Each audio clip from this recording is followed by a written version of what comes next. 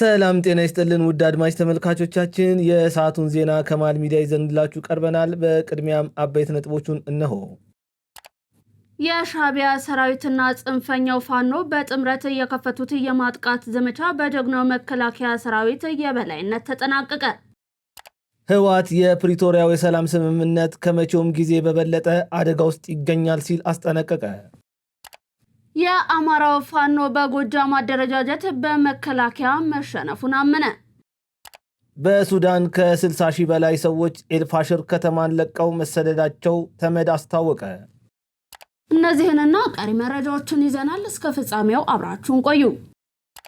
በካሬ 81 ሺህ ብር ብቻ በሜክሲኮ አፍሪካ ህብረት አጠገብ በሚገኘው ሳይታችን አባይ ሆምስ ይዞላችሁ ቀርበዋል። ባለ 1 መኝታ በ631 ሺህ ብር፣ ባለ 2 መኝታ በ1 ሚሊዮን ብር፣ ባለ 3 መኝታ በ1.2 ሚሊዮን ብር በ10% ቅድመ ክፍያ ከፍለው ቀሪውን በረጅም ጊዜ አከፋፈል እንዲሁም የንግድ ሱቆችን ከ3 ሚሊዮን ብር ጠቅላላ ክፍያ ጀምሮ አቅርበንላችኋል። ልብ ይበሉ፣ ይህን ቪዲዮ አይተው ለሚመጡ 10 ደንበኞች ብቻ የዚህ ታላቅ ቅናሽ ተጠቃሚ ይሆናል።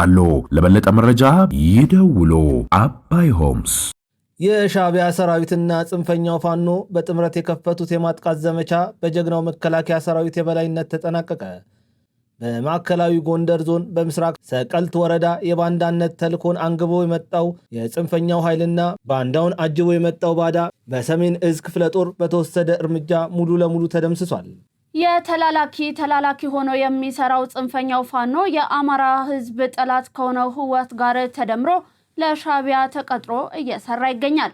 የባንዳዎችን ተልኮ ተቀብሎ ለመፈጸም ሲንቀሳቀስ የነበረው የጽንፈኛው ቡድን በተወሰደበት የማያዳግም እርምጃ ከ80 በላይ ተደምስሷል።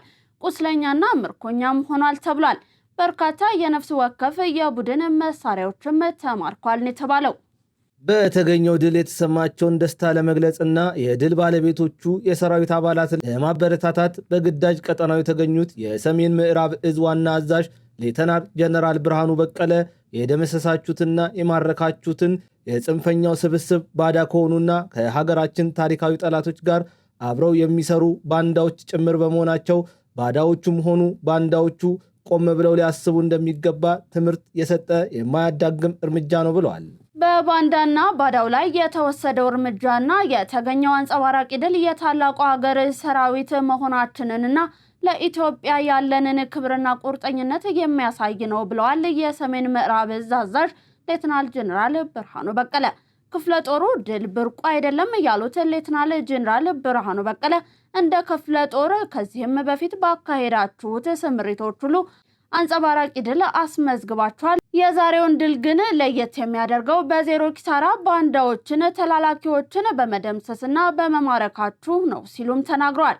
እናንተ ዛሬ ተዋግታችሁ ያሸነፋችሁት የኢትዮጵያዊነትን የጀግንነትን ወኔና ስነ ልቦና ተላብሳችሁ ህገ መንግስታዊ ተልዕኮአችሁን ተረድታችሁ በሰለጠነ ወታደራዊ ሳይንስና ጥበብ በመታገዝ ያስመዘገባችሁት ድል ወገንን ያኮራ የጠላትን አንገት ያስደፋ አንጸባራቂ ድል በመሆኑ ልትኮሩ ይገባል ካሉ በኋላ ድሉ መላው የመከላከያ ሰራዊታችንን የሚያኮራ በመሆኑ ክቡር የጦር ኃይሎች ጠቅላይ ኢታማዦር ሹም ፊልድ ማርሻል ብርሃኑ ጁላ እንዲሁም የመከላከያ ከፍተኛ አመራሮችን የእንኳን ደስ አላችሁ መልእክትም አስተላልፈዋል ሲሉ አብስሯቸዋል።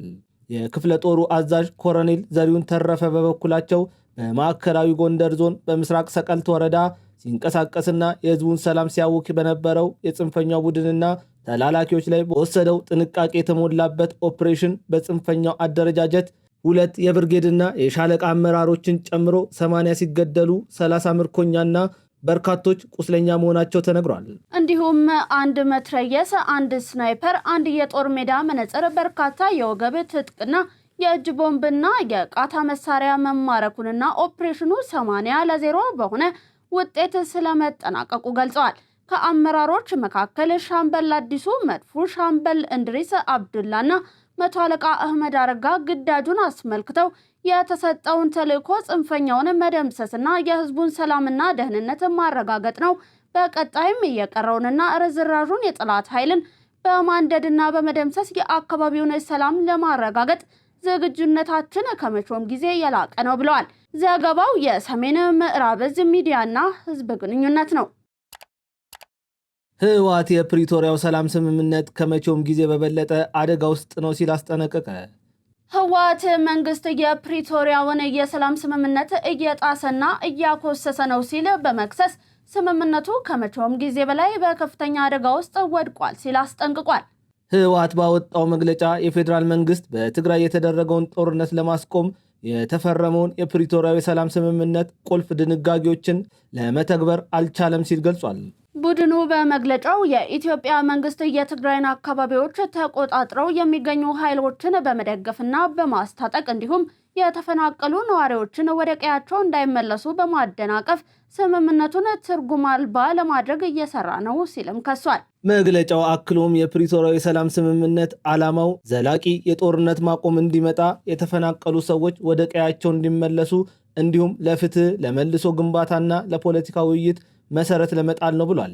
በቅርቡ ጠቅላይ ሚኒስትር ዶክተር አብይ አህመድ ህወሓትን የፕሪቶሪያ የሰላም ስምምነትን ባለማክበር እንዲሁም ከፌዴራል የሚላክ በጀትን ለልማት ስራዎች ከመዋል ይልቅ ለወታደራዊ እንቅስቃሴዎች በመዋል መወንጀላቸው ይታወሳል። ስምረት ፓርቲ በትግራይ ክልል አማራጭ የፖለቲካ ፓርቲዎችና አስተሳሰቦች እንዲኖሩ ይሰራል ሲሉ የስምረት ዲሞክራሲያዊ ፓርቲ የምክር ቤት አባል አቶ ጣዕመ አረዶም ገለጹ። አቶ ጣዕመ ለአዲስ ዘመን ጋዜጣ እንደገለጹት የስምረት ዲሞክራሲያዊ ፓርቲ ዋና ዓላማ የህዝብን ነጻነትና የመናገር መብትን ማረጋገጥ እንዲሁም ወጣቱ የፈለገውን የፖለቲካ ርዕዮተ ዓለም እንዲያራምድ መታገል ነው ብለዋል። በትግራይ የነበረው የፖለቲካ እንቅስቃሴና ሐሳብን በነጻነት ማራመድ አለመቻል በዋናነትም አንድ ፓርቲ ብቻ እንዲቆጣጠረው መደረጉ መሆኑን ጠቁመዋል። ይህ በዜጎችና በሚዲያዎች ነጻነት ላይ አሉታዊ ጫና ከፍተኛ ሆኖ ቆይቷል ያሉት አቶ ጣዕመ የህዝቡን የመናገር መብት መገደብ በስፋት ሲሰራ እንደነበር ተናግረዋል። የግለሰቦች ነጻነት እንዲከበርና በክልሉ ብዝሃ ፓርቲ ኖሮ ሰዎች የፈለጉትን የፖለቲካ ርዕዮተ ዓለም እንዲያራምዱ በርካታ ስራዎች ለመስራት ታቅዷል ብሏል። የክልሉን ፖለቲካዊ ችግር ለመፍታት የፖለቲካ ፓርቲዎች ብዝሃነት በክልሉ እንዲኖሩ የሚሰሩ መሆኑን አመልክተውም ፓርቲዎች ሀሳባቸውን ይዘው ወደ ህዝቡ እንዲቀርቡ፣ ህዝቡ ከተቀበለውና ካመነበት እንዲያስተዳድሩ፣ ለሁሉም ፓርቲዎች እኩል እድልን እንዲሰጣቸው የሚያደርግ መርህ ይዘን እየተንቀሳቀስን ነው ብለዋል። በክልሉ በመንግስትና በፓርቲ መካከል ያለው ልዩነት በግልጽ እንዲቀመጥና እንዳይቀላቀል አሰራሮችን በመከተል ሁሉም የራሱን ሚና እንዲወጣ የማድረግ ሀሳብ እንዳለም ተናግረዋል። የመንግስት በጀት ለፓርቲዎች እንዳይውልና ፖለቲካ ፓርቲዎች የራሳቸውን ችለው እንዲሰሩ በማድረግ ህዝቡ የሚፈልገውን ፓርቲ እንዲመርጥ እድል የማመቻቸት ስራ እንደሚሰራም ጠቁሟል። ወጣቱ ያዋጣኛል ያለውን አስተሳሰብ ለመከተልና የሚፈልገውን ፓርቲ ለመምረጥ በግልጽና በአቋም እንዲታገል ከዚህ ቀደም ለውድቀት መንስኤ በሆኑ ጉዳዮች ላይ ራሱን አግልሎ ለመብቱና ለነጻነቱ እንዲታገል አቶ ጣዕመ ጥሪ አቅርበዋል። በቅርቡ መስራች ጉባኤውን ያካሄደው ፓርቲው አቶ ጌታቸው ረዳን የፓርቲው ፕሬዝዳንት፣ ነጋ አሰፋ ተቀዳሚ ምክትል ፕሬዝዳንት፣ ሀፍቱ ክሎስ ምክትል ፕሬዝዳንት እንዲሁም ሰብለ አሰፋ የፓርቲው ጽህፈት ቤት ኃላፊ አድርጎ መምረጡም ይታወሳል። የአማራ ፋኖ በጎጃም አደረጃጀት በመከላከያ መሸነፉንና ትግሉን ከዚህ በላይ መቀጠል የለብንም ማለታቸው ተሰማ። ራሱን የአማራ ፋኖ ብሔራዊ ኃይል ሲል የሚጠራው አደረጃጀት ከውስጥ በወጣው መረጃ መሰረት በቅቶናል፣ ትግሉን ተሸንፈናል፣ የአማራን ህዝብ ስቃይ ከዚህ በላይ ማራዘም የለብንም፣ አልቻልንም፣ ተሸንፈናል ሲል መናገሩን ከምንጮቻችን እየደረሰን መረጃ ያመለክታል። የአማራ ብሔራዊ ኃይል የቴዎድሮስ እዝ 201ኛ ኮር 74ኛ ክፍለ ጦር አመራርና አባላት ከዚህ በላይ ትግሉ መቀጠል የለበትም፣ እጃችንን ለመንግስት ሰጥተን ሀገራችንን ማገስ ይገባን ያሉ ሲሆን ቴዎድሮስ እዝ 8ኛ በላይ ዘለቀ ክፍለ ጦር ደግሞ የአማራን ህዝብ መከራ ከዚህ በላይ ማራዘም የለብንም የሚል ድምዳሜ ላይ ደርሰዋል። የደቡብ አማራ ቀጠና አሳምነው እዝ አጼ ዘርዓ ያዕቆብ 1ኛ ኮር ደግሞ ከመከላከያ ጋር የገባነው ጦርነት ሀገርን የማያሳድግ ነው ሲሉ ተናግረዋል። የአማራ ህዝብ ጥያቄ ቢኖረውም እንኳን ጥያቄውን በህጋዊ መንገድ ማስመለስ የተሻለ ነው ሲሉም ተደምጧል። የምዕራብ አማራ ቀጠና ቴዎድሮስ እዝ 3ኛ ጎጃም ምድር 10 አለቃ ኤፍሬም አጥናፉ ብርጌድ የሚባለው አደረጃጀት ደግሞ ተሸንፈናል፣ ማመን ይጠበቅብናል ሲሉ ተናግረዋል። በዘመነ ካሴና አስረስ ማርያው መካከል የተፈጠረውን ክፍተት የአማራ ፋኖ ብሔራዊ ኃይልን እርስ በርስ እንዲተራመስ እያደረገው ሲሆን በማርሸት ፀሐዬ በኩል የወጣው መረጃ ቡድኑን የበለጠ ወደ ትርምስ ወስዶታል። ከኢትዮጵያ እስልምና ጉዳዮች ጠቅላይ ምክር ቤት የኢትዮጵያ ኦርቶዶክስ ተዋሕዶ ቤተክርስቲያን እምነት ተከታዮች በደረሰው አሳዛኝ ጉዳት የተሰማውን ከፍተኛ ሐዘን ገለጸ። ከኢትዮጵያ እስልምና ጉዳዮች ጠቅላይ ምክር ቤት የተላለፈ የሐዘን መግለጫ በኦሮሚያ ብሔራዊ ክልላዊ መንግስት በአርሲ ዞን አስተዳደር ውስጥ በሚገኙ የኢትዮጵያ ኦርቶዶክስ ተዋሕዶ ቤተክርስቲያን እምነት ተከታዮች ላይ ጥቅምት 14 እና 15 2018 እንዲሁም ጥቅምት 18 ለ19 2018 ወገኖቻችን ላይ በተኙበት ማንነታቸው ባልታወቁ ታጣቂዎች በአሰቃቂ ሁኔታ መገደላቸውን የኢትዮጵያ ኦርቶዶክስ ተዋሕዶ ቤተክርስቲያንና የኢትዮጵያ የሃይማኖት ተቋማት ጉባኤ ካወጣቸው መግለጫዎች ለመረዳት ችለናል። በዚሁ አካባቢ በዚሁ ጥቃት ሳቢያ የተወሰኑ የእስልምና እምነት ተከታይ ወገኖቻችን ሕይወት መጥፋቱን ከአካባቢው ማህበረሰብ ለማወቅ ችለናል። ጠቅላይ ምክር ቤቱ በደረሰው አሳዛኝ ጉዳት የተሰማውን ከፍተኛ ሐዘን እየገለጸ ለቤተሰቦቻቸውና ለመላው የኦርቶዶክስ አማኞች መጽናናትን ይመኛል። መንግስትም የሰው ልጆች በዚህ አይነት አሰቃቂ ሁኔታ ሕይወታቸውን እንዲያልፍ ያደረጉ አካላትን በመከታተል ለሕግ እንዲያቀርብ ጥሪውን ያቀርባል። የኢትዮጵያ አየር መንገድ 21ኛውን ኤርባስ ኤስ350-900 አውሮፕላንን ተረከበ። አየር መንገዱ ዛሬ የተቀበለው ኤርባስ ኤ350-900 አውሮፕላን እጅግ ዘመናዊና እስከ 340 ሰዎችን መጫን አቅም ያለው ነው ተብሏል። አዲሱ አውሮፕላን አየር መንገዱ ለደንበኞቹ እየሰጠ ያለውን አስተማማኝና ምቹ አገልግሎት ይበልጥ የሚያጠናክርና በአቪዬሽን ኢንዱስትሪው ያለውን የመሪነት ሚና የሚያስቀጥል ነው ተብሏል። አፍሪካን ከዓለም በማገናኘት አንጋፋነቱን ማስቀጠል የቻለው የኢትዮጵያ አየር መንገድ ወደፊትም ሌሎች ኤርባስ ኤ350-900 እጅግ ዘመናዊ አውሮፕላኖችን ለመቀበል በሂደት ላይ ይገኛል። የስታር አሊያንስ አባል የሆነው የኢትዮጵያ አየር መንገድ በመንገደኞች በጭነት በመስተንግዶ ለደንበኞቹ አስተማማኝ አገልግሎት በመስጠት በርካታ ሽልማቶችን ማሸነፉ ይታወሳል።